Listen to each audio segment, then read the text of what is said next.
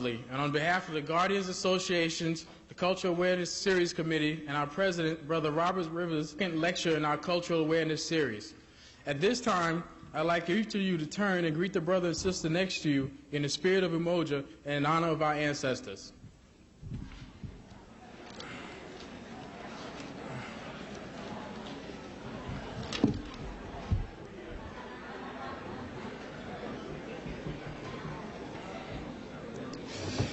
At this time, I'd like to acknowledge all of you for your coming out this evening.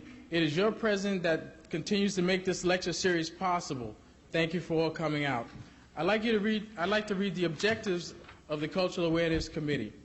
The Cultural Awareness Series is the brainchild and result of several meetings and communication between a group of African American men and women. A group of men and women who believe that our strength and future lies in the ability to gather, analyze, and digest information.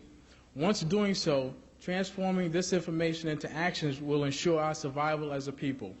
We believe that it is knowing our history and who we are culturally as a people will be the true determinants of our destiny.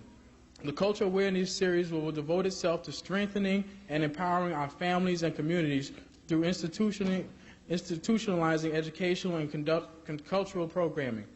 We believe that while we address issues of concern in the workplace as police officers and civilian employees of the New York City Police Department, in order that we be more effective, we must respond to the educational, cultural, and spiritual needs of our members, families, and community.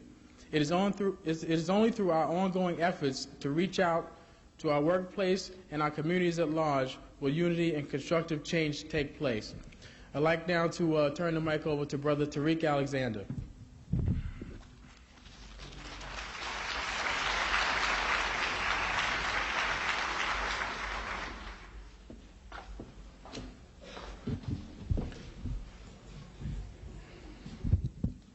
Hotep, sisters and brothers.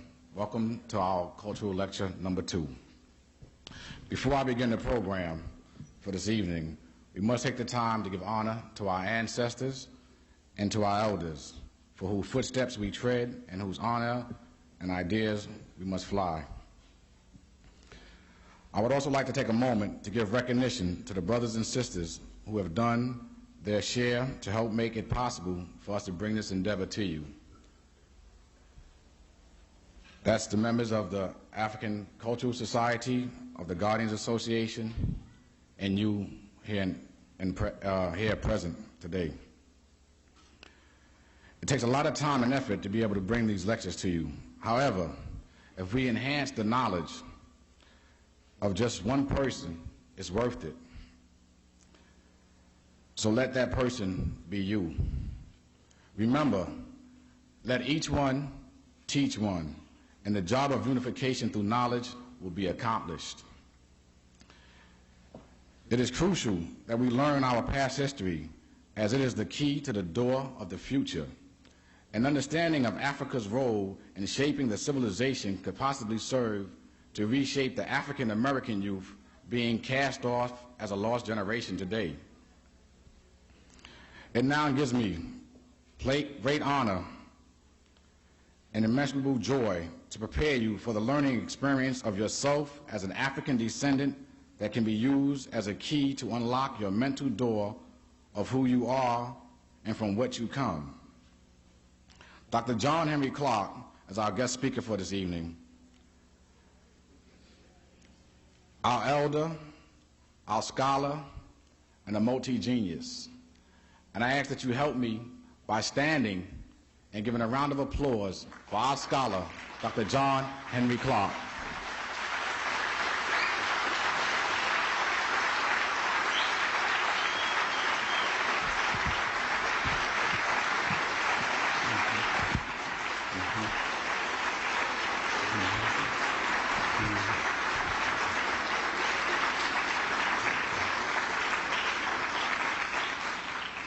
Thank you very much.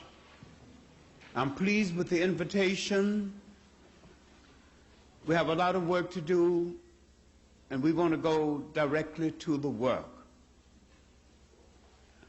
I have often said history is a clock that people use to tell their political and cultural time of day.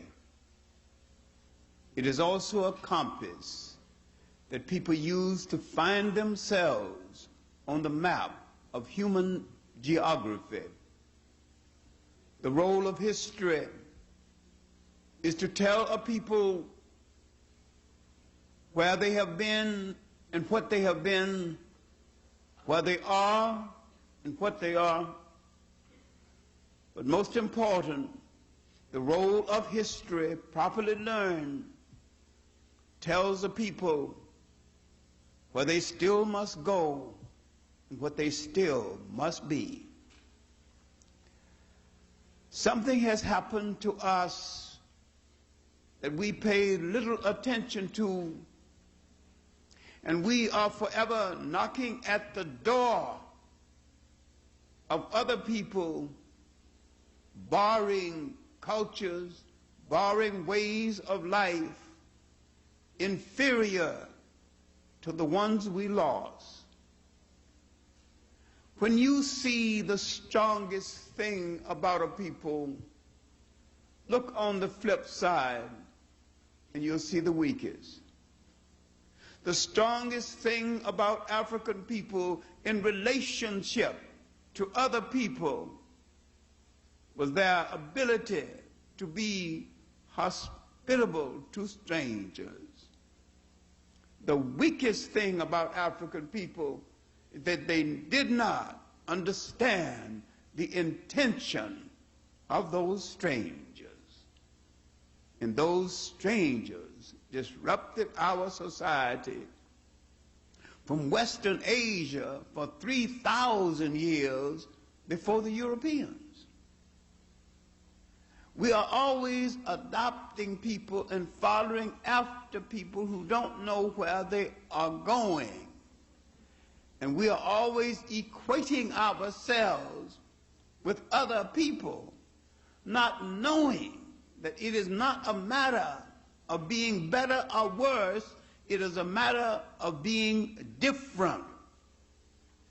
Now, I have searched for the definition of African people in the history of the world most of my life, starting with my search in the Bible and with my great-grandmother, who I love as a deity, even to the point, if faith was kind enough ever to show me the true face of God, and it turned out to be Grandmother Mary, all I'm going to do is to shrug my shoulders and say, Grandma, of all the tricks you played on me, this is the greatest. I suspected that you was God all along.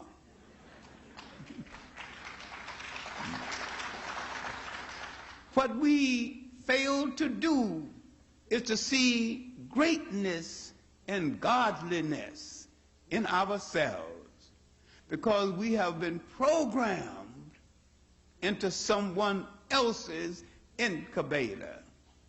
When you are born into one cultural incubator with a special kind of cultural chemistry that goes with your makeup, your personality, and your surroundings, and when you are taken out of that and placed into another culture incubator, alien to your culture, you take on traits you never had before.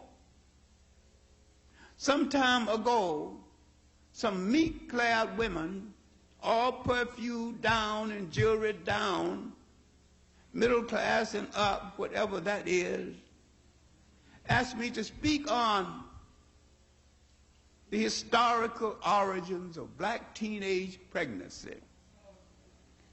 They expected me to come and hang the black man out to dry, condemn him down through the ages, and I didn't even mention him, because there was no black teenage pregnancy in Africa. There was no wife beaters in Africa. There was no men referring to women by the B word in Africa. Then where then did we pick up these traits? If it didn't come out of our original incubator, we picked it up in the second incubator, because the condition in the second incubator influenced our makeup. We became things most unlike ourselves. Now, my mental notes for this lecture is called Law and Order in African Societies Before and After Invasion and Slavery. And I'm pulling on the fact that I have traveled in nearly every country in Africa except South Africa, and I have lived among people, so-called primitives, who were the most civilized people I have ever met, because at first they recognized my humanity. When you live among people you've never seen before, when they make you welcome, fix special foods for you because they think you came from an alien land, they have to fix something American for you. When they fix oatmeal for you, one of the few foods I didn't eat growing up, and I grew up poor, and you eat every bit of it out of courtesy, you know that here is a people of warmth and kindness. And the interesting thing about this encounter is that I was in the hinterlands between Ghana and Togo, and I was with a man of the Ewe culture group. I don't use the word tribe because everybody in the world came out of a tribe. French is a tribe, English is a tribe. But when you use the word tribe toward us, you use it derogatory. So I just don't use it at all. When you use it for everybody, I'll use it for us. Now, the interesting thing is that they had put me up in their home, and the wife was kidding the husband because he was a clerk in one of the local Barclay banks. And she said that every time when you married me, you promised to teach me to read. She spoke better English than he, and she did not know how to read. And she said, every time you promise me you're going to teach me how to read, you get me pregnant again. No more babies until you keep your promise. She wrote me back a year later and said that she had given birth to a child. She had learned how to read, and she had actually written the letter she had sent to me. And I remember the humanity of that meeting showed me how Africans behaved among Africans before Europeans came. And this is what we have lost. How did we behave among each other before this interference, and we began to imitate other people's manners, other people's clothes, other people's food, and sometimes, tragically, other people's women?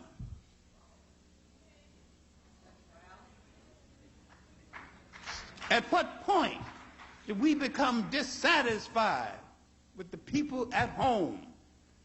Because in that second incubator, you lost the original values of the first incubator. I wondered a lot about this change. And one day in Ghana, I was visiting the superintendent of prisons in Kumasi, the capital, the cultural capital of Ghana. And I heard of what I would consider a minor crime, barely worth a long conversation. 3 men were working on a job. One man faked an illness, and the other man finished his work and gave him his share of the money. On the way home, they saw him in a bar drinking it up with the ladies.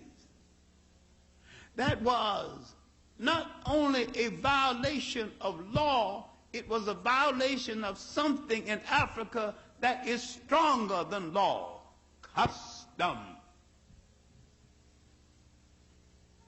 You want to know how then did we control each other before the Europeans came, before the Arabs came, before those other Middle Eastern thieves came to take over our country? We controlled each other through custom that was larger and stronger than law. The family itself was a small, contained nation. The uncle was equal to the father in dispensing discipline. Everybody belonged to something. And there was no idleness because everybody had an assignment. And all girls after a certain age had a husband. And if she didn't get one automatically on her own wits and charms, the old ladies and the uncles chose one for her. This might seem unromantic to you, but at least she got one. Do you have one?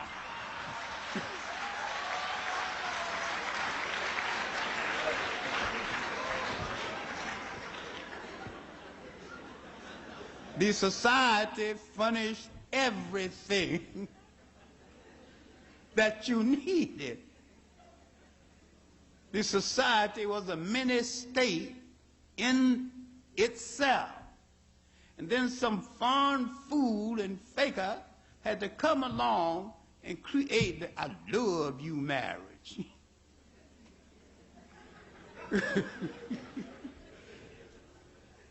And love sometimes lasts a season. But the I respect you marriage kept on lasting, and there wasn't no word for divorce in their vocabulary. When you married a lady, you didn't just marry her, you married her family. And you brought together not just two people, you brought together goats and cattle and chickens, and all those things came together by virtue of the marriage. And the uncles related. And you did not tell a lady the things we tell ladies now, because we did not understand that in African society, the matrilineal was created. The concept that the lineage comes down through the female side. And the king's son cannot be king, but the king's sister's son could be king. Therefore, eliminating any fight between family or within the family. Now, back to this case in Kumasi of the three men. Because I was living in the home of the superintendent of prisons, he attended the trial when they took this man to his head chief. The trial lasted 3 nights, and I won out. The man had apologized. That wasn't enough. He said he'd give the money back. That wasn't enough. And the trial kept going on. And he kept bringing in witnesses and witnesses. Then finally, near the end of the trial, in an African court, in the customary court, the accused can examine everybody in the court, including the judge. And the case is not over until the accused has called his last witness. The accused called his last witness, his wife. And remember now, if she don't vindicate you, you are guilty as hell. She appealed to the court. She said that he's a generous man. He liked to think of himself as being rich, so he's always setting up the ladies. But he always brings enough food and clothes, money home for the family. He don't forget that, you know. He knows he can spend only so much, then he's got to bring the rest home. So he is, his eyes are weak now. He has been reduced to a child.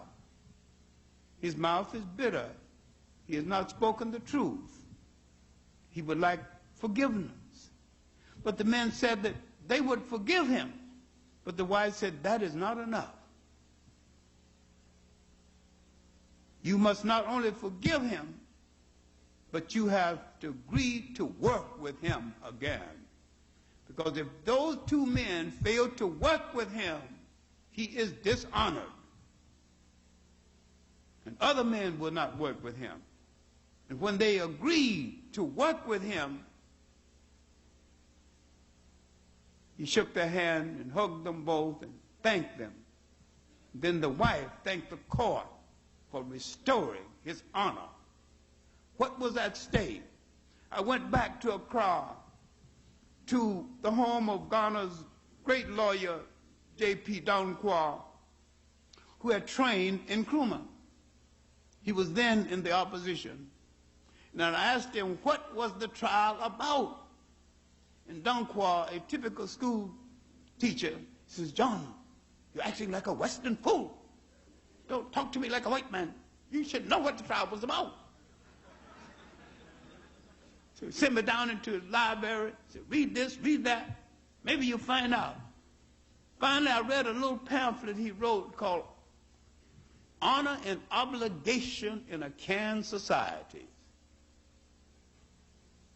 When I came up, his wife was fixing dinner. He was holding up the dinner for me to find the answer. I said, Dr. Danquah, before the coming of the Europeans, African society was held together by honor and obligation. He said, you got it right now. At last you got the answer. We'll have our dinner now. Why I've emphasized this is that we do not look for enough at ourselves. We do not look back far enough. We created societies that had no word for jail because no one had ever gone to one. We created these societies that were so competent, crime and punishment such as existed was taken care of within the structure of the family. And the family was not only a miniature industry, but a miniature nation. And nobody had to go on welfare because no one ever heard of welfare. The family took care of those in need. Each family took care of its own. We had created these kind of societies that had every element that went into the making of socialism and communism, every element that went into the making of Christianity before the first European wore a shoe or lived in a house that had a window.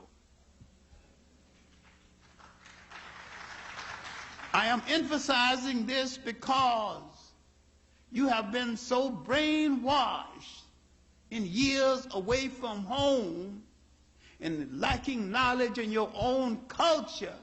You think you simply cannot make it unless you depend on Europeans or follow after them when they don't know where they are going. Every society, every great idea, every humane idea that they ever touch is corrupted. They have proven that they are totally incapable of understanding or practicing democracy, Christianity, are looking humanely at other people as equals to themselves because they are so insecure they have to pretend that they are better than other people.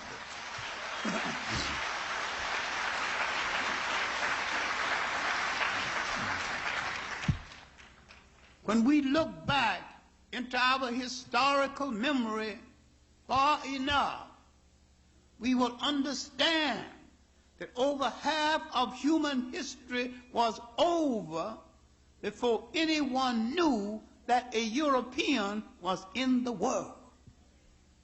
But how then did you control yourself?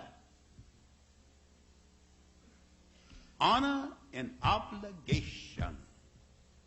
If I belong to Group Y, I said that I will dishonor myself if I do something that reflects bad on Group Y. Honor and obligation controlled me, and custom was stronger than law. There are certain things we do not do because we are not that kind of a people. No prostitution, no word for prostitution.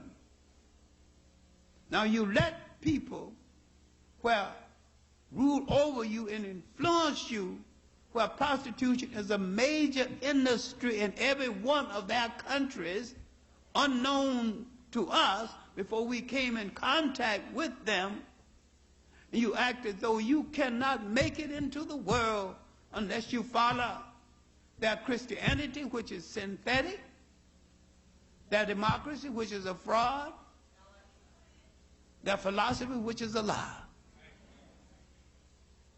Because you have not looked deep enough into your own history, read the in-depth books concerning your history and how you behave one to the other before this interference.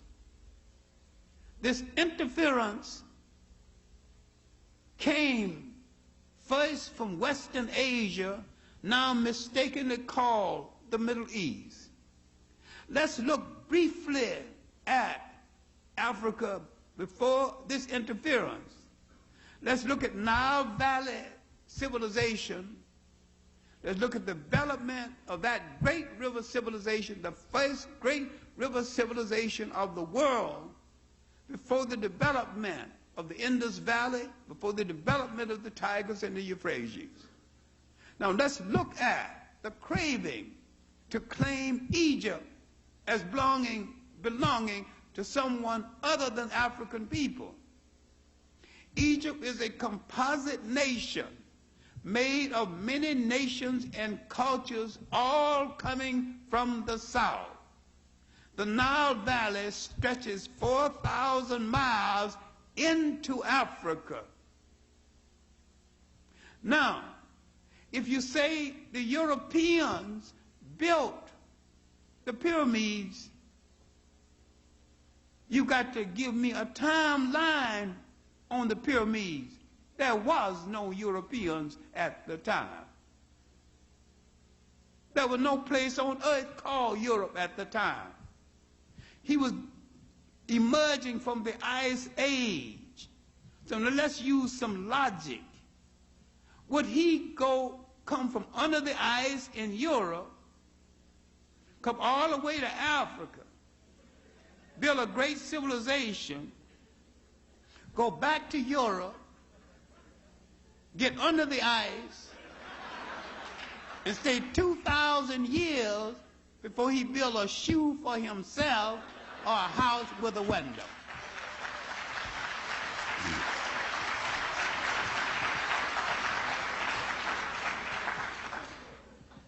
The Asians didn't do it because African civilization hadn't spread into Asia to awaken them. You find it difficult to look at yourself as the mother and fathers of what people call civilization. The first social order, the first organized religion, the first stone temple. You let your children come home and say, mathematics is hard. Look, boy, I'll spank your behind if I hear you say it again. We invented mathematics.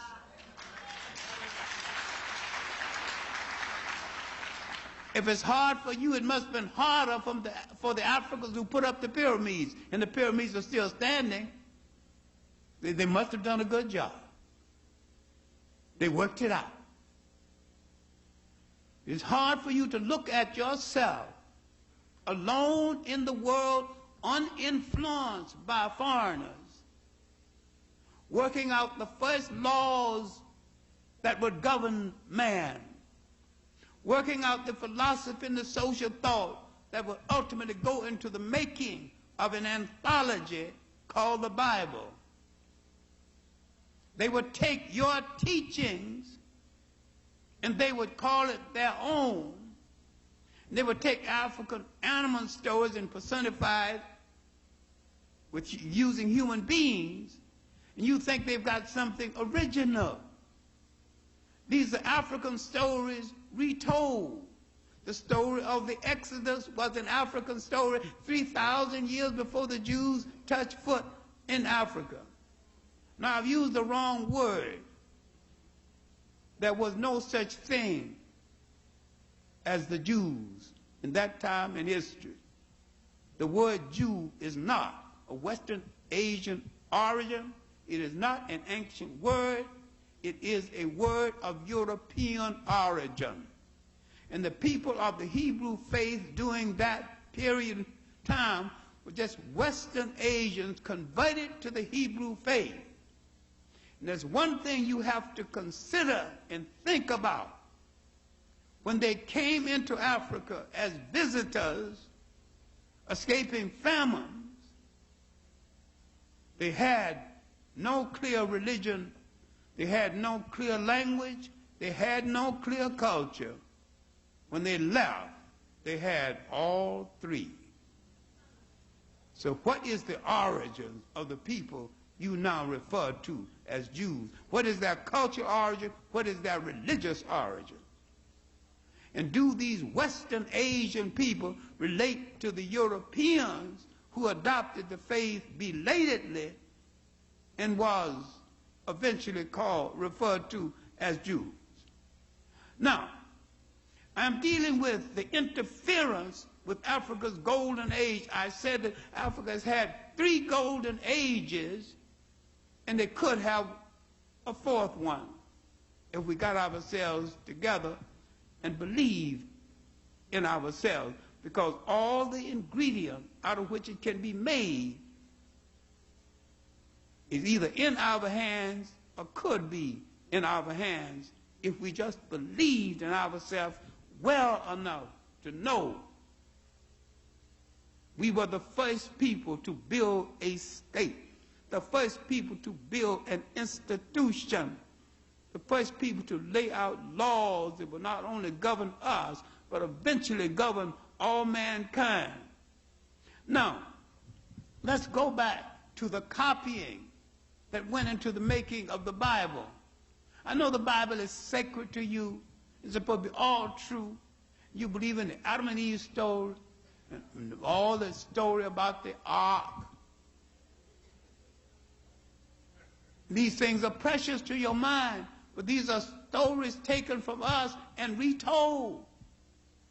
Now, I'll tell you just one, the origin of the Exodus story. There was a Pharaoh one day who got a little despondent, and during those days, all pharaohs had magicians. There's a 2-volume work on it, The Role of Magic in the Creation of Religions. The real story of religions are beautiful. These stories are beautiful, very educational, but you ain't going to read it because you're going to debunk all the nonsense you think you know about religion. But this Pharaoh and his magician got together, and the magician said he thought he would take him for a ride down the Nile in a rowboat. And to make things more pleasant, all the rowers were good-looking girls. So the lead girl stopped the boat and started crying. And the Pharaoh asked, what is wrong? And so the magician went up to see what was wrong. She said she lost her bracelet. She leaned over too far, she dropped her bracelet. And the Pharaoh said, now you take care of this. So the magician went and parted the water, reached out on dry land, picked up the bracelet, gave it to her, the necklace, and she now smiling, the water coming back, and they rolled down the Nile. That's the origin of the Exodus story. Somebody else tells it about 600,000 people crossing, running from a Pharaoh. Now, the fact that the Pharaoh they were running from has a mummy in Cairo Museum right now, prove they did. If they drowned him, they rescued him. Another thing about the story, escaping the Pharaoh's army, you couldn't have escaped the Pharaoh's army because he controlled both sides of the river. He had armies on both sides. All right, you drain a river of water. You got a deep gorge, deep, muddy gorge. 600,000 people without the loss of a chicken or a cow.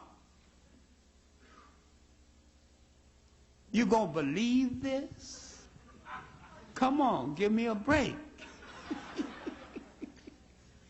You believe other people's retelling of your story, but you won't believe the real story. And the other part of the story is that these were the first visitors to Africa. And after the visitors came, the conquerors came, the first conquerors, 1675. And these visitors joined the conquerors and became clerks and collaborators with the conquerors, forgetting the Africans who had befriended them, gave them homes, gave them food, and because the African is a perfect host, saw some of them without women, gave them women. We are so kind. Now look at our strong point and how other people took advantage of it and reduced us to servitude because we were kind enough to open the door without asking whether he was a thief and a murderer. We are still giving thieves and murderers the benefit of the doubt while we distrust each other. Now, during this period of the foreign kings, they produced the world's first wheeler-dealer politician, Joseph, called the provider. Why could he provide? He had the ear of the foreign kings. Then a king arose who knew not Joseph. Who is this king who knew not Joseph? The African kings coming back to power and owed the Jewish people and Joseph no favors. Now the African would say, those who wish to obey African law can stay. The rest of you will have to go. Those in the so-called Exodus were those who decided to go. They had gained many things in Africa, including the leadership of a mythological African called Moses, who was escaping from the Pharaoh's wrath because he had murdered one of the Pharaoh's messengers. And he had to put some space between him and the Pharaoh. So he agreed to lead them out. Now, if you look at the story of Moses coming to the promised land, why did he get to the edge of the promised land and was turned back? because he wasn't one of them. Now you see an early show of Hebrew nationalism. You don't know where to leave people out. They're human just like us. Let them in. Yeah, they'll let you in to do you in. When the sons and daughters of Ireland call a meeting, they don't want no non-Irish. When the Hebrews call a meeting, a special meeting, they don't want no non-Hebrews. And if you do it, you call a racist, a separatist. But do it anyway. You better do it.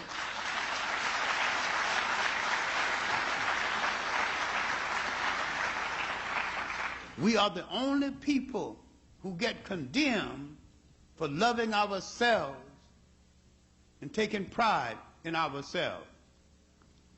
Now, after this period, this first interference, you have to look at what had happened. These foreigners had interfered with African customs. They had bastardized African women. They had begun to produce a generation of people who wasn't African and wasn't Asian, didn't know who they wanted to be loyal to. We have not dealt with bastardization as a factor in history and a dangerous factor in history, because when you're in between, you don't know who to be loyal to. And in a real revolution, who kills you depends on who sees you first, because neither side trusts you. That's a cold fact of history. Now, Africa's recovered from this period, the end of the first golden age, to go on to have another golden age lasting 1,000 years. Now the conquerors came back, the Assyrians, now called Syrians. The Iranians, then called Persians. They were so bad, they opened the door for a young Greek with a gender problem called Alexander the so-called Great. This was the first European occupation of any part of Africa, followed by the Romans, another bunch of well-dressed thugs. They killed people for being Christians. Then Christianity got so influential, they stopped killing Christians and became Christians politically. Became Christians because it was to their convenience. And the person who proclaimed it, Constantine, was a degenerate. A bunch of religious people called the Essenes propositioned him and told him, if you're going to follow this new religion, you got to give up some of your degenerate ways. Women hanging around in the palace, naked, he's fornicating all over the place. He said he'd give that up. He could do that in private, so.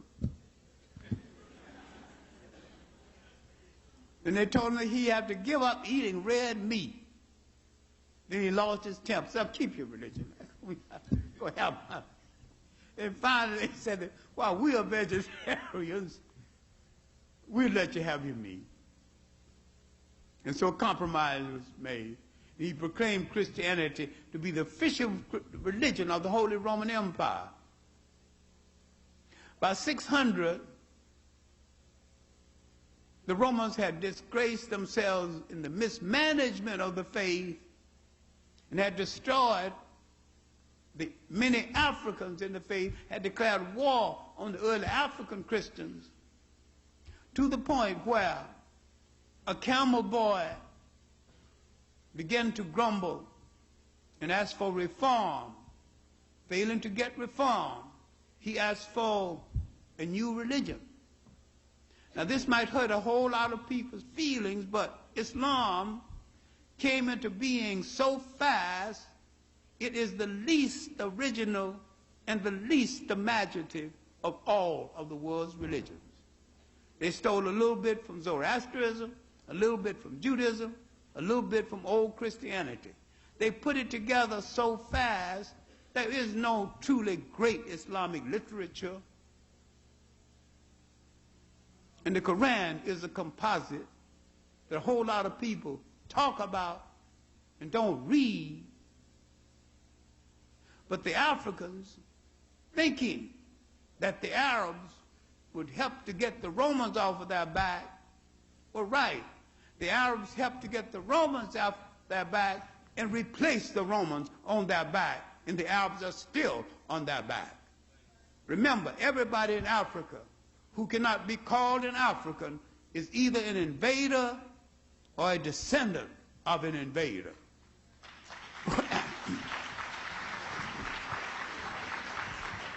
When militarily Africans clean house, it's going to have to include the pseudo-whites as well as the whites.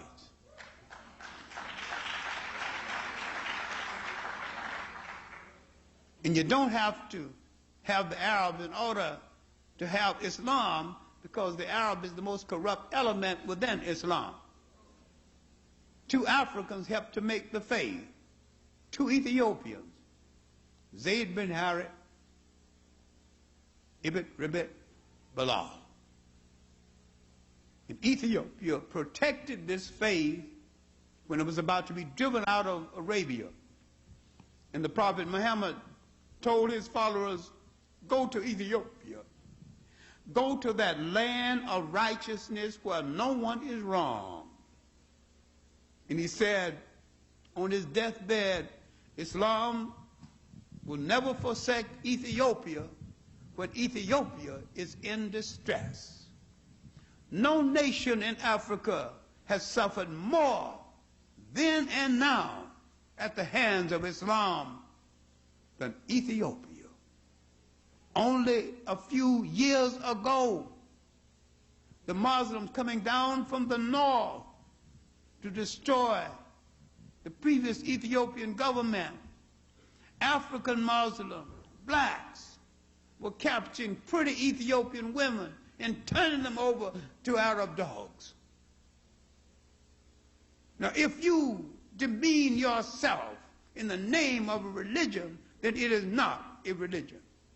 All religions are good when they are used for good purposes. All of them are bad when they are used to spread hate and to enslave people. What you do not understand is nearly all organized religions are male chauvinist murder cults.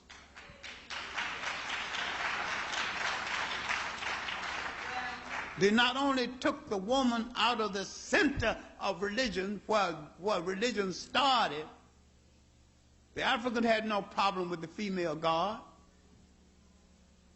and had many of them.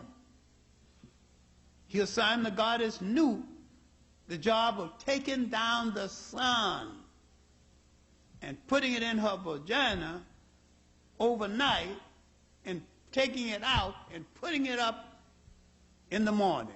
Now, if you give a woman that assignment to make day and night, that means you are not afraid of her, and that you must trust her, because she can fail and the whole world will be in darkness. Now, this is symbolically speaking, but even symbolically speaking, look at the beauty of the symbol, look at the trust. And at what point did we begin to put women in the background? Who said, women, you too bossy? We grew up in a society where women had a central place, and they could go as far as their mind could take them without making any man feel insecure. The European man is insecure with women. He made us feel insecure. In every one of our churches, in every one of our lodges, in every one of our organizations, there is one woman we call Big Mama, even if she only weighs 100 pounds. Because she's the boss. She keeps things together. In the Baptist church, if the women leave, they have to close their doors. The pastor won't get his annual suit, money for his vacation, money for his car. All this is maneuvered by women. And while the deacons vote for a new minister or not, he dare not vote without consulting his wife. So the women are ruling behind the scenes because you've been hanging out with too many white people who are afraid of women. You think she's taking away our manhood. She is buying us the time to be better men. Look at it that way.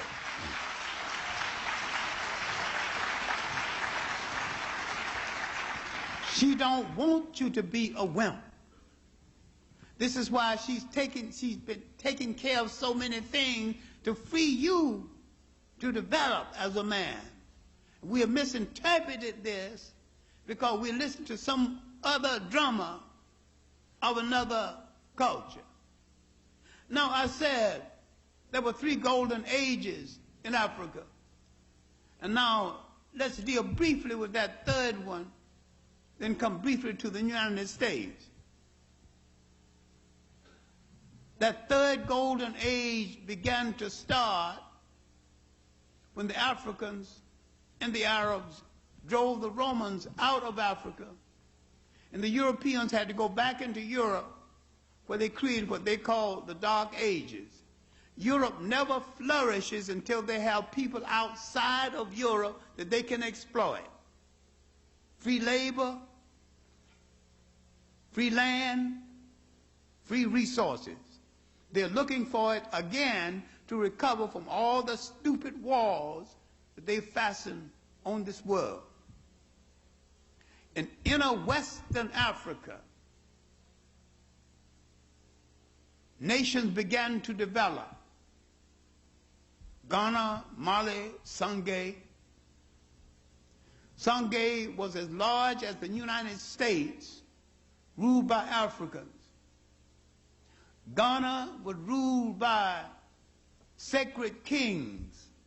The last of their kings was Tenkamenin, known as the king who rode out twice a day, every day. He would ride out and administer justice to his people, hold court. No one was obliged to remove themselves from his presence until they were satisfied that justice had been done in their case. This was royal democracy at its best. Democracy did not begin to decline until someone began to use the word. Christianity did not begin to deteriorate until someone began to use the word. Someone began to formalize it and dogmatize it around a personality called Jesus Christ. But St. Augustine, looking at the conference at Nicaea, when the Europeans made the religion European and a handmaiden for their conquest, he said, these people make me laugh. They're trying to give us a religion we had 3,000 years ago, which indeed we did. But we didn't call it by no name, we just practiced it. We didn't say, I am my brother's keeper, because if you got to say it, I'm afraid you don't mean it. Just keep it. And don't talk about it.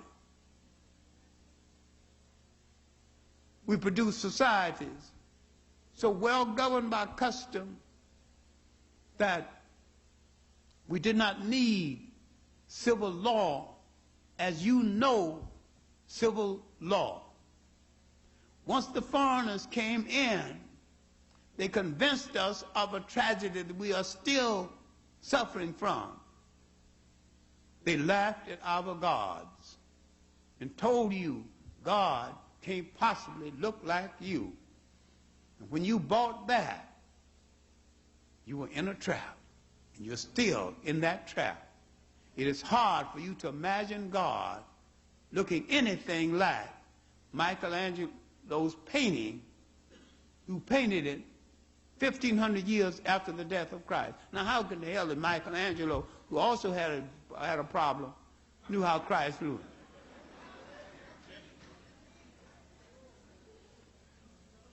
One of his relatives was the model for Christ. Another relative was the model for Moses. How did he know that Moses had a beard? And yet you don't ask him a question. He painted the Last Supper, and he got one artist, one model. Then he needed 12 more models. He was a little short of money. So where did he get the models from? Some men who wasn't doing anything from the local jail. So he dressed them up and painted them. And you so dewy-eyed, well, look, that's Peter, that's Paul.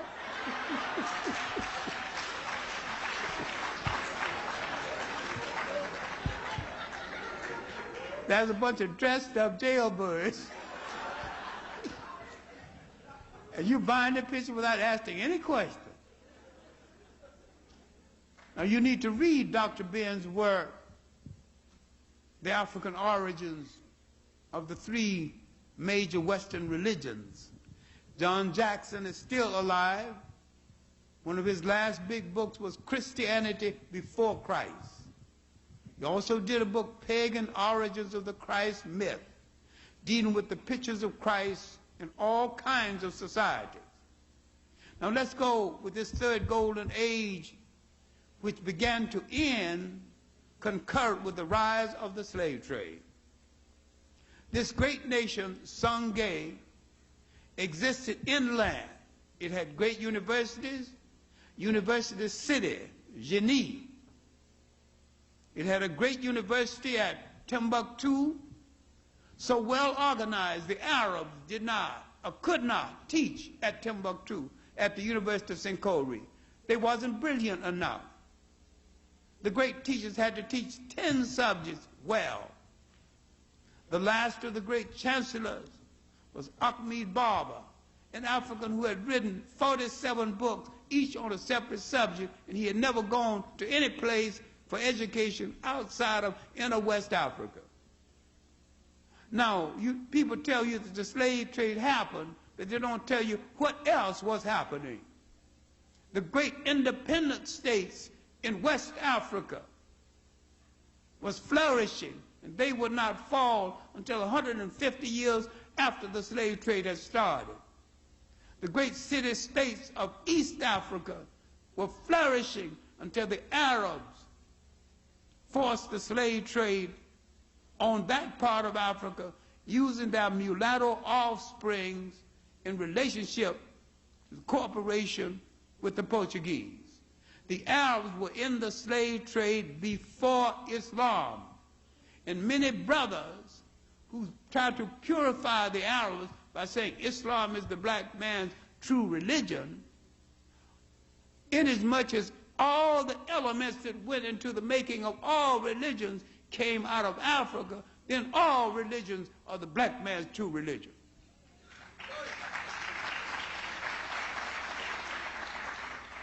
And any time you use one religion to put one people against another people, you're making the wrong use of religion. You're making God ungodly.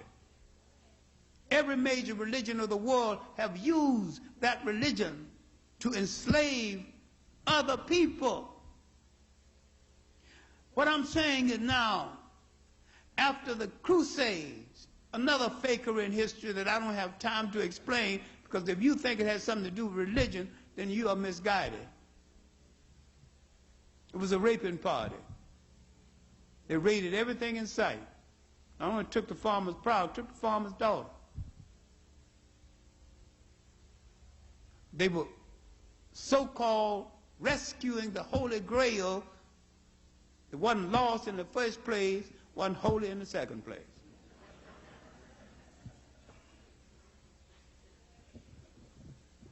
But they had drained Europe of so much energy that Europe went into a period of famine and plagues.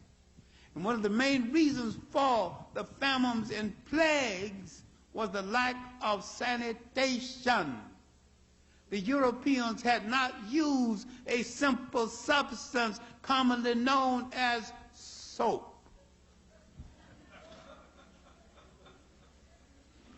They had not then begun to use washable underwear that was introduced into Spain by the Africans in a basic culture. They had lost the concept of longitude and latitude. And once they regained this maritime skill, mostly from the Chinese, the leading maritime nation of that day, who had 1,000 years relationship with Africans, they built the ships that launched the slave trade. And out of nowhere came a hustler, a liar, a murderer, who discovered absolutely nothing, known as Christopher Columbus.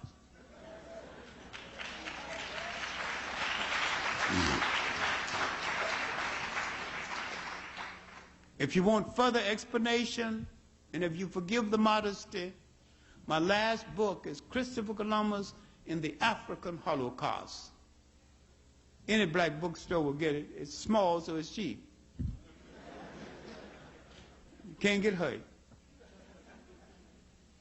I'm always stopping in the middle of big books to do little books. I was doing 3 books dealing with the liberation movement outside of Africa. The big book, Notes for an African World Revolution, is one. The one that I'm finishing now, Condition Reflex, the Dilemma of the Africans Away from Home, is the second. And after that, I would do a book called Immigrants Against Their Will, the Africans and the Americans in the Caribbean islands. We are the only immigrants who came with an invitation. The nature of the invitation will not be discussed here because the invitees brought ships and guns and chains. They were so good, so anxious to keep us in the boats, they chained us down. And when we arrived, no unemployment problem, plenty jobs, no pay. But what we did made America set in motion the modern scientific and technical age. Now stop your children from crouching and looking at skyscrapers as though God put them up there. Put up from wealth stolen from us. We should start claiming them.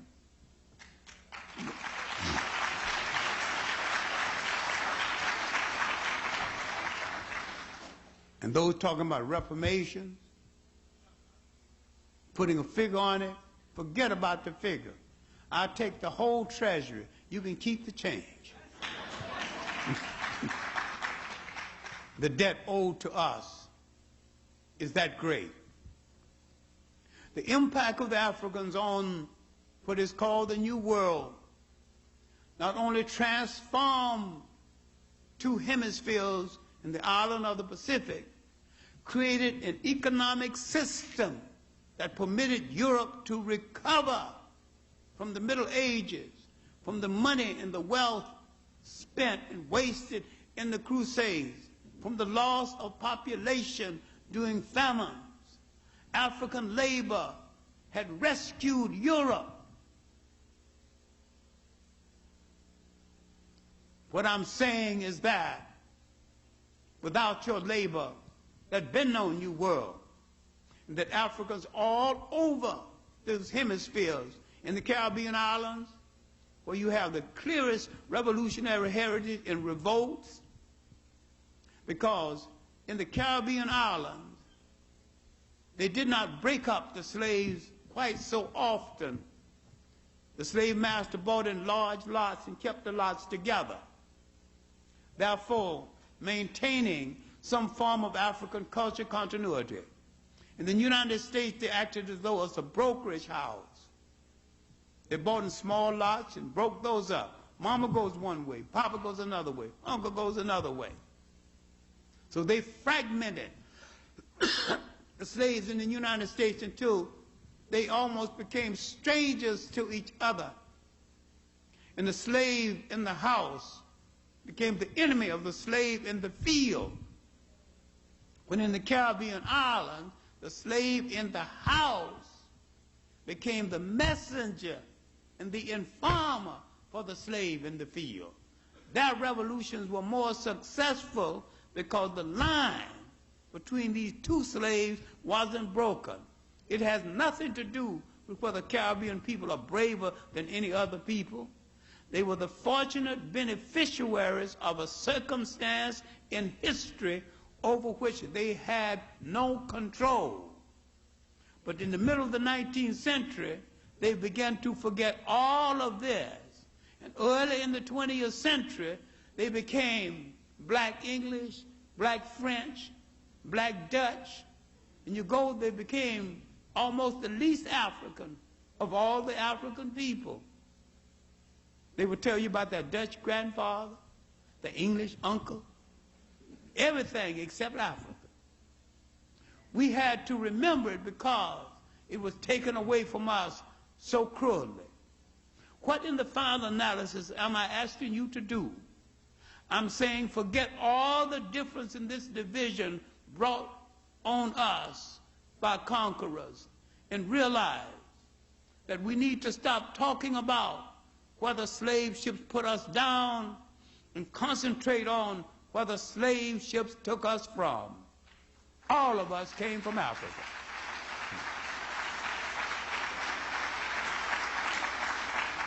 Some were put down on an island called Barbados. They became Barbadians. On an island called Jamaica, they become Jamaicans. The slave ship brought no Jamaicans, brought no Barbadians, brought no high yallahs, no low yallahs, brought no deltas, no AKAs, no elks. All of these are artificial formations that you entered into in order to survive where the slave master put you down. I'm asking you to cast off these artificial formations if you cannot convert them into instruments of your liberation. I'm asking you to enter every institution, church or otherwise, that cannot be converted into an instrument of your liberation to be placed into the ash can of history. Everything that takes your time must serve you and support you. The church is too quiet and too dark, too many days. It should never be a weekend affair.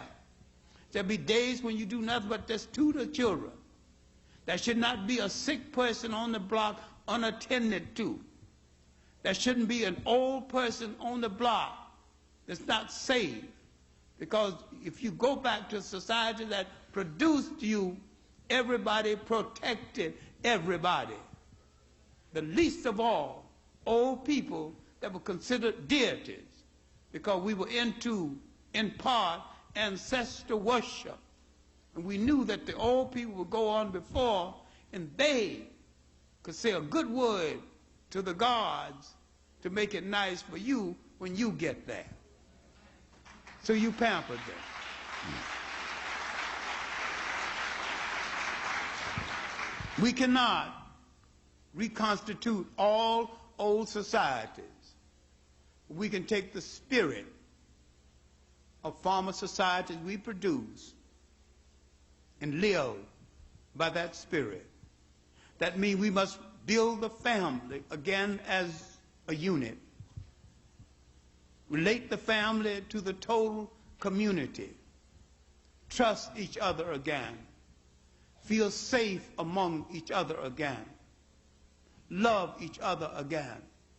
Stop ever referring to each other with derogatory words. Stop accepting the word minority. Realize that within Africa, in the millions of Africans in Asia, in the South Sea Islands, we number 1 billion people on the face of this earth. We are consumers of so much and producers of so little. Now, if we began to produce the clothes we wear, the food we eat, build the houses we live in. And if you live in a brick house, you should own a brick yard. And you should start with your underwear. People are tired of me reminding them of this, but I maintain crudely a people who cannot make their drawers cannot rule a nation.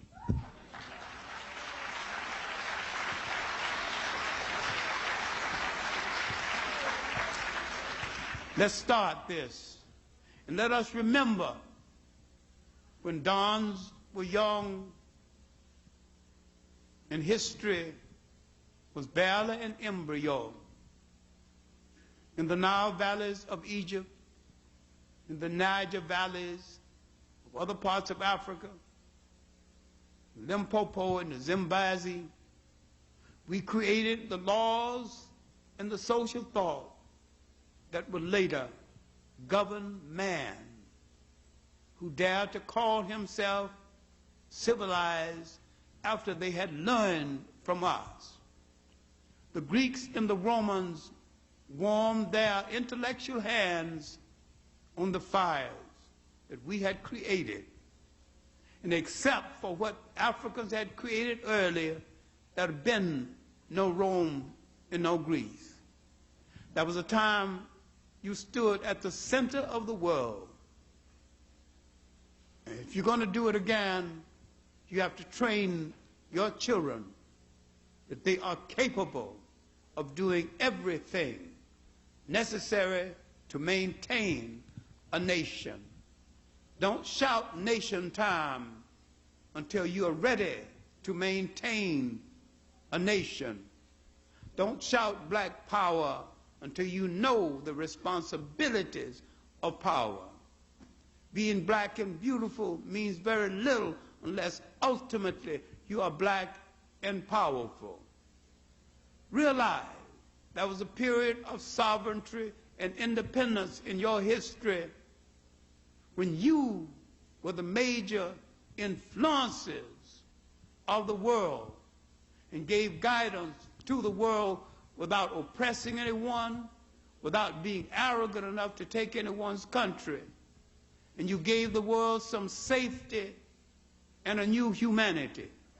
Once you recover your confidence, read your history properly, train your children to remember these things and build them again, you can say, we are capable of starting a revolution that will change the world.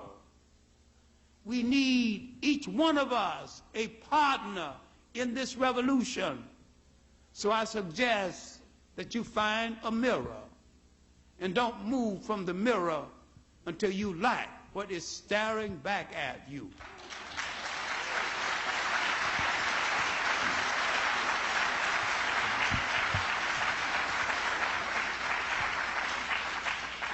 If you don't love yourself, the love you have for other people is worthless. What you need to do if you are serious, if you are in doubt, you will say, I will start my revolution to change the world tomorrow. But if you are serious and confident about it, you will say, the revolution to change the world starts with me, and it starts right now. Thank you.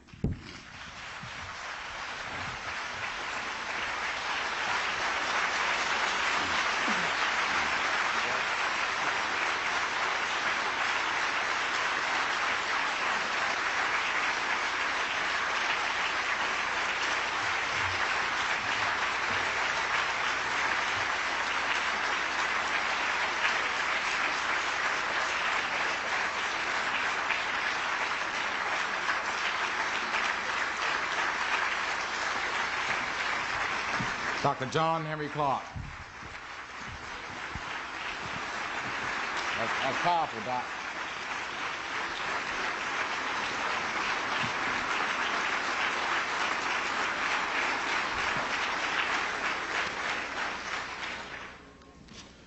Ladies and gentlemen, we're going to have a question and answer period.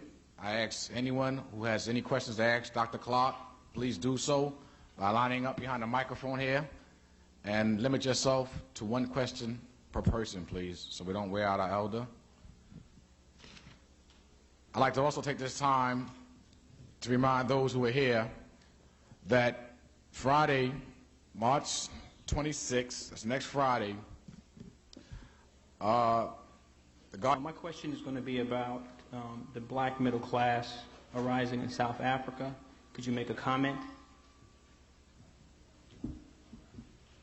Well, middle classes are generally fakes and apologists for power.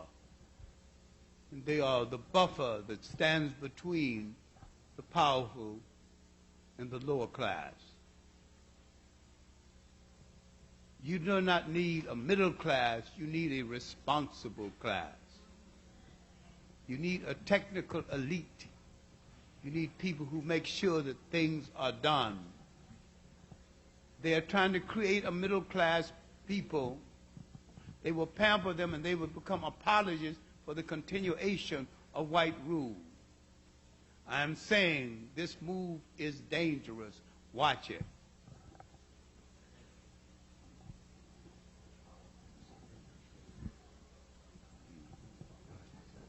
Okay. Dr. Clarke, Yes, sir. why did you decide to be a historian? I decided to be a historian because I learned to read very early because I wanted to teach Sunday school in a Baptist church. They told me the Bible was God's book, and I couldn't find anybody in God's book and in Sunday school lesson that looked like me. And they told me God was kind and God was merciful. Then I looked at all those white angels. Then I was faced with a contradiction. If God is kind and God is merciful, he didn't let one little brown or black angel sneak into heaven. Then when I began to look at the images, look at Moses, born in Africa. He became white. He goes down to marry his first of his 3 different Ethiopian women. Zipporah gets white. I see people going to the land of Kush, present-day Sudan, where you got some blue black people today. So they must have been even blacker then. Go to the land of Punt, now Somalia. And they got white. I began to suspect that someone had tampered with the Bible and had tampered with history itself. I began to search for the true history of my own people and the true history of the world. After reading Arthur Schomburg's work, The Negro Digs Up His Past, I knew that I came from a people who were older than Europe, older than oppression, older than slavery. I was well on my way to a profession of teaching. I had to do a whole lot of things before I got there. Shine a whole lot of shoes, mop a whole lot of floors, clean a whole lot of dishes. But I finally got there. And for the last 40 years of my life, give or take, I've been teaching.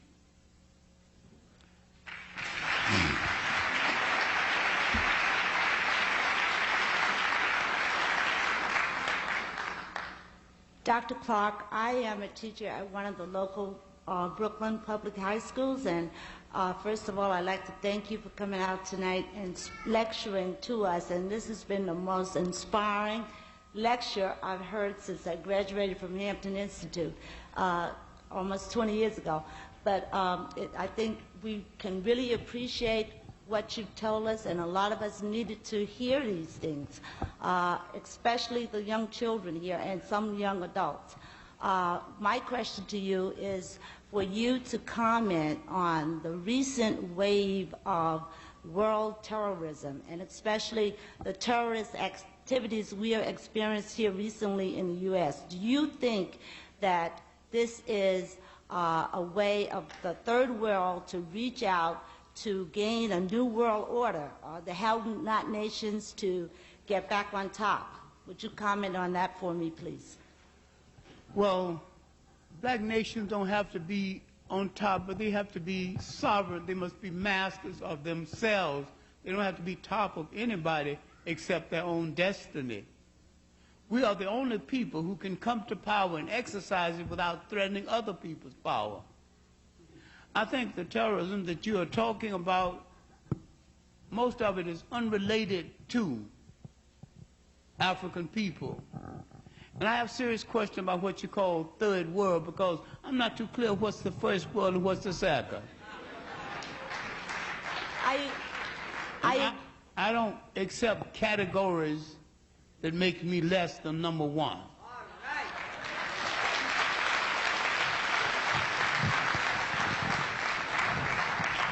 I agree with you there, but that is the term that's being commonly used by media today.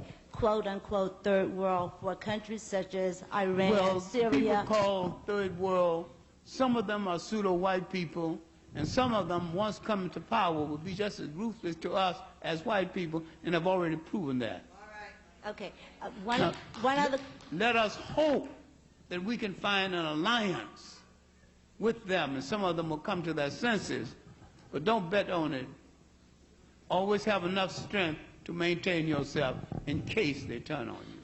Thank you. You'll finish your question. Well, one thing I think a lot of us might be concerned with here now is the fear of what might happen in this country if there are more attacks on places of employment where a lot of people are gathered. I think that's a concern that needs to be... Well, so far... I'd like to hear your feelings on it. So far, we are not involved in that. There's nothing to prove our involvement in the tower bombing, and we're not involved in this kind of action because this is not exactly the way we pursue our liberation. And the people involved assumed or thought they were part of the same people they are bombing. But a different division. Thank you. Now, what is at hand really is a repercussion of something we don't mention because we get called anti-something. But once a group of Europeans carved out a country that never belonged to them and began to evacuate people, they created some schisms in the world that a lot of people are glossing over without dealing with. And this angered a whole lot of people who began to lose their cool. Now, bombing homes and offices just not having to be our style of fighting. But it's the way some people are expressing themselves who wasn't heard otherwise. I'm not dealing with the rightness and the wrongness of it. I think if you're fighting for one cause, I don't see why you need to endanger a whole lot of people who wasn't the cause of your trouble. I'm against riots because most of them are unstrategic, most of them are sloppy, and most of them are a waste of time, and most of them destroy our communities instead of the communities of the people who oppress us.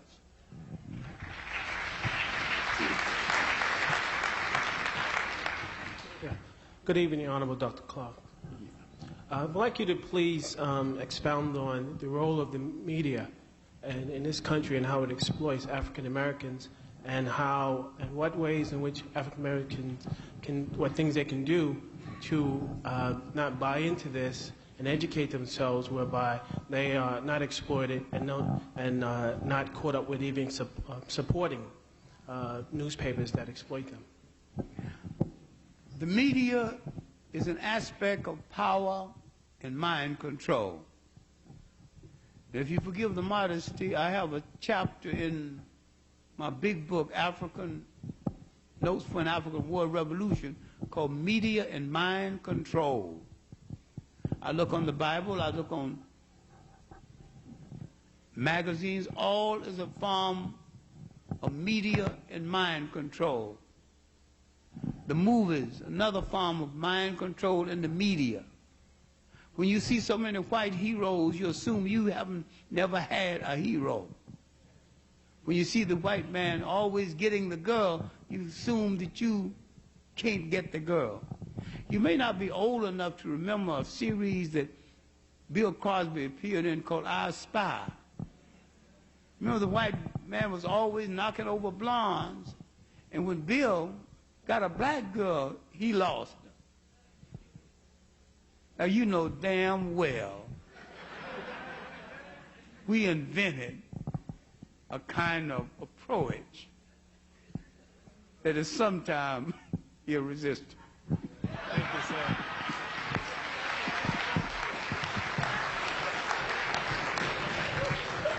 There is in our folklore ceremony. We are ceremonious people. And so in courtships, and some of this has been unfortunate laws, when you approach a girl, she will say, "What is your story?" She wants ceremony. Tell her something, even if it's a lie. Tell her something good.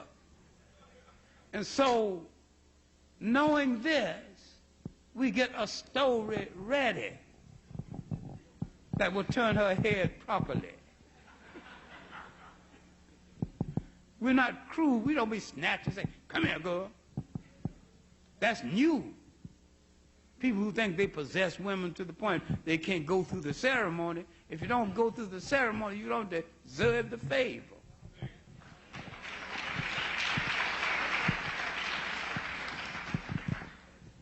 We have to go back to some of the nice things that existed in our life, including the father interviewing the suitor, and on the third visit saying to him, "What is your intention toward my daughter?"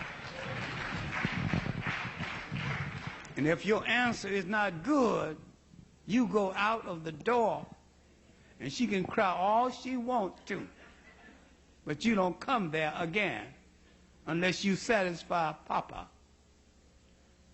We need the papas to stand at the door again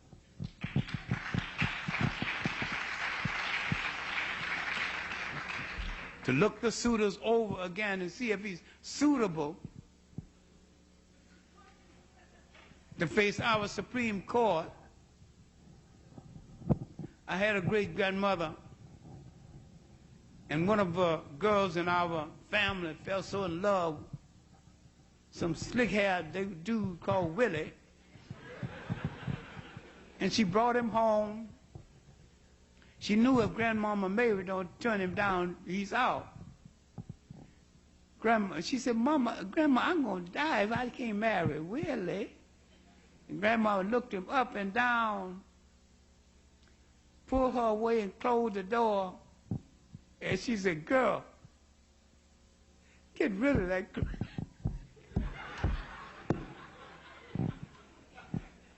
rid of that crazy nigga. And keep your dress tail down." That's the end. That was the end of the situation. She didn't die. Willie disappeared. Later on, she married a decent guy, had 3 children, lived happily ever after. Young people don't know what they're doing half of the time. But we remember, we came out of societies where old people appraised the respective husband, and the uncles looked over the respective husband and interviewed him in depth. Then he had to petition this family, tell what an honor it would be to join such an illustrious family. Then if his petition was accepted, they approved. And both sides got together and put the dowry together. It wasn't no bride price. It was a form of security for both of them. It was a cattle-raising people. They get 30 cows from each side of the family. So they start their herd with 60 cows. Might sound cruel to you, but do you have one cow?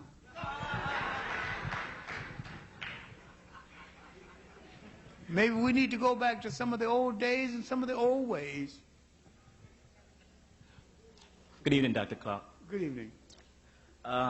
There's been some discussion, and I have an article that was written by the New York Times sometimes in the middle of last year about certain African nations that was supposed to have been coming together to do a study on the state of the African yesterday and today. Number one, I want to know, is it true, and whether or not some African Americans here in this country, were they involved in this study, and what the status of the study is? The study of what now?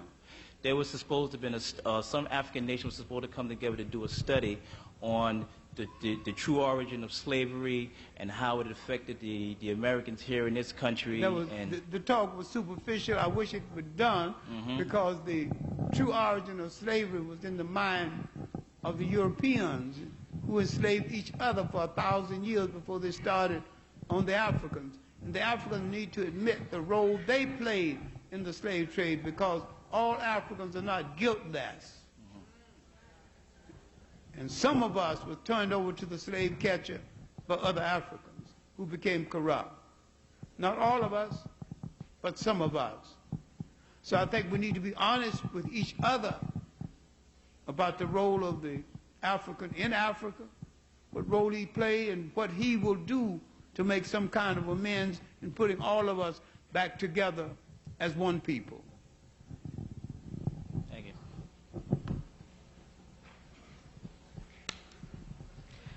Good evening, Dr. Clarke. I really would like you to tell me what's the best way to handle an African American that gets in the way of the liberation of African Americans. I believe in this unity, and I'd love to love all of them, embrace them. Please tell me how to do it strategically. Put space between you. Don't try to reform him. Give him the information, hope that he will use it. If he don't use it, then don't waste time letting him obstruct the movement. People who don't believe in themselves can't believe in you and can't help you. It's heartbreaking to know that there are some of us we have to write off so the rest of us can survive.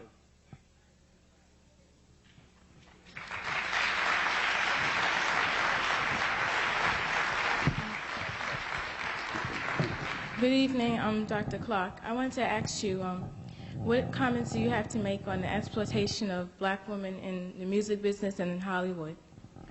What information? What comments do you have to make on the exploitation of black women in the music business and in Hollywood? The black woman is horribly exploited in the music business and in Hollywood. And in the music business, she's mainly exploited by whites, but partly exploited by black men. This is no excuse. I think the rappers, many of them are terrible exploiters of women.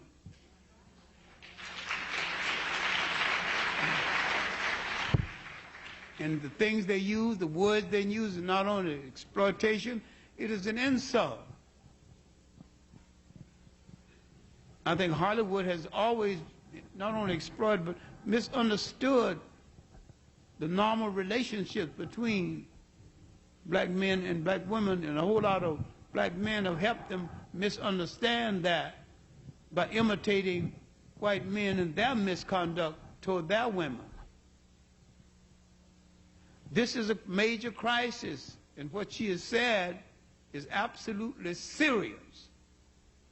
Because if you can't respect one half of your humanity, which is your women, relating to your mother, then you're only one half of a human being. This is serious. The last question is the most serious question. If we can't relate to ourselves we'd have a difficult time relating to other people. I think black men should have enough courage to take on and to deal with any man low enough to call a woman a bitch.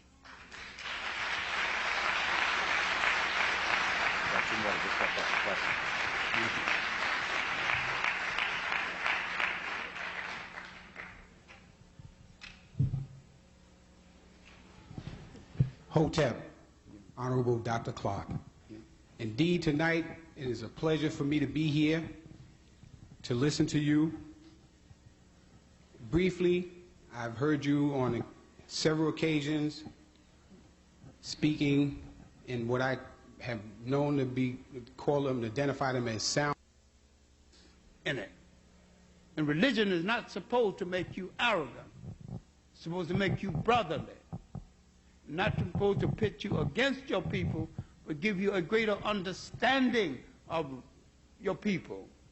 Islam was the handmaiden of the Arab slave trade that existed 1,000 years before the European slave trade. People are being killed in Africa right now because they are not Muslims.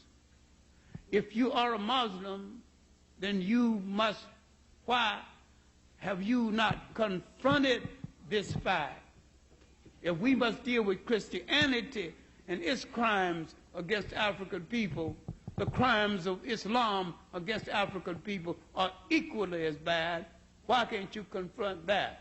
Have it if you want this as your spiritual leadership. All religions are good if good uses are made of them. Personally, I hold all organized religions in suspicion because all of them have been used to justify the enslavement of a people, including Islam.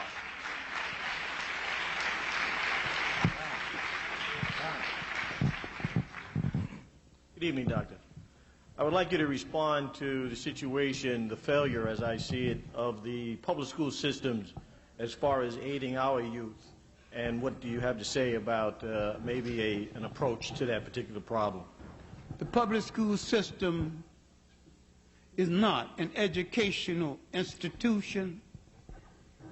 You must distinguish between education and training. You can train a dog, you can train a seal, but once the dog learns how to think, he will bite you and get away.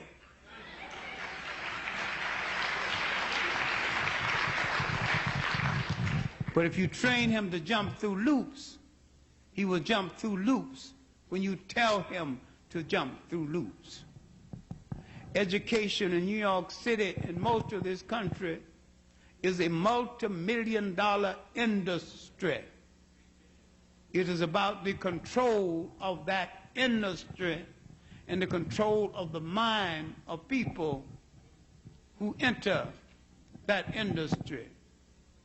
How can you expect powerful people to give you the training, give you the education that will make you take their power away from them?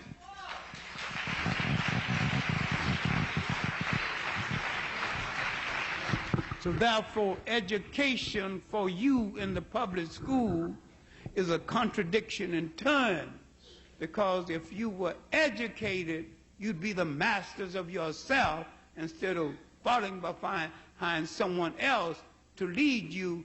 You would lead yourself.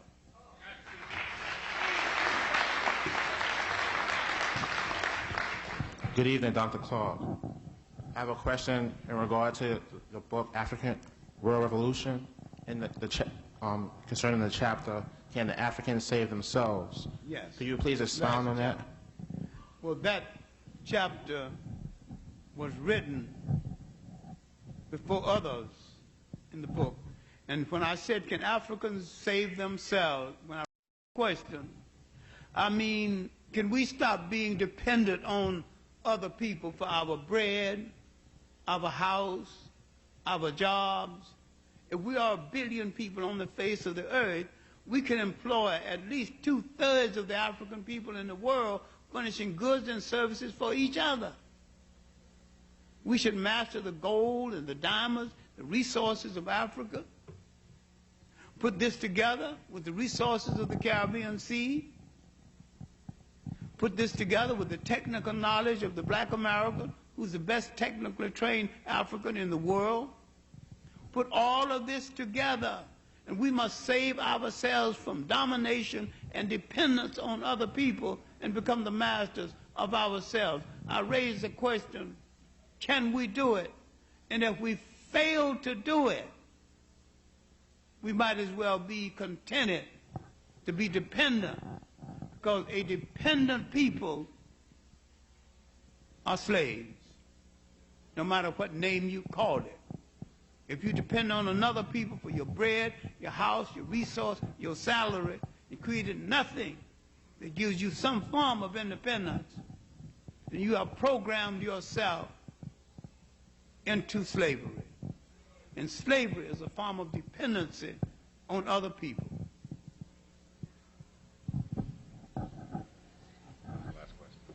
Thank you very much.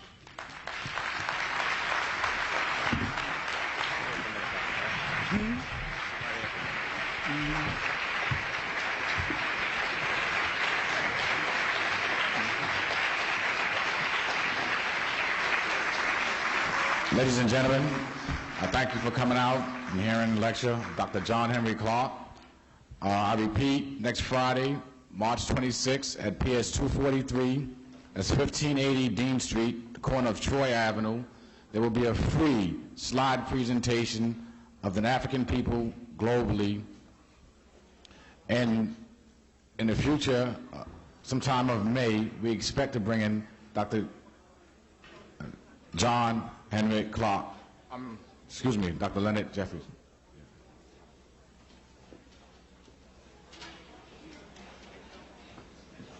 Ladies and gentlemen, for those of you who are interested in purchasing a video of this evening's event or our first cultural lecture series, which was pertaining to Dr. Joseph Ben Yakinen, you can come up front and purchase it from Transatlantic Productions, or if you were interested in purchasing the audio video, in the back of the auditorium, if you're interested in purchasing an audio tape, you can come up front and purchase that now if you're interested. And also, we have this Hashi Video Production, who also videotape this event. For future purchases of any tape, you may also contact them, who are also in the front of the auditorium. Thank you, and I ask that you all get home safe. Have a good evening.